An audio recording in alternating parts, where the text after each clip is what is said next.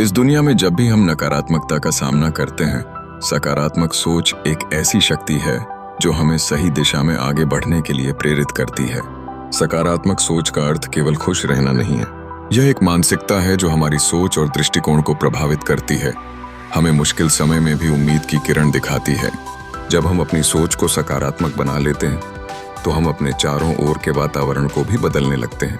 जैसे ही हम नकारात्मक विचारों को त्यागते हैं, हम आत्मविश्वास को विकसित करते हैं।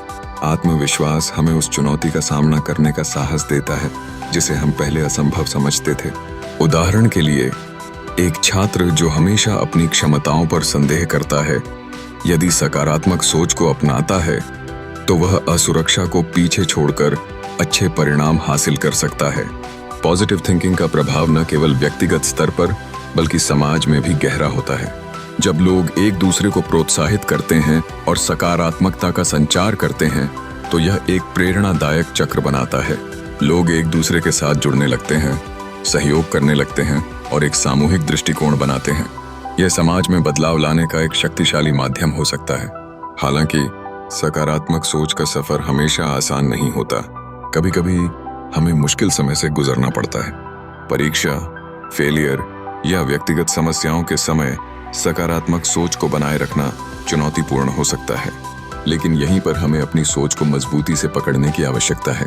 जब हम अपनी नकारात्मक भावनाओं को चुनौती देते हैं और एक नई दृष्टि से चीजों को देखने की कोशिश करते हैं तो हम वास्तव में परिवर्तन को महसूस कर सकते हैं।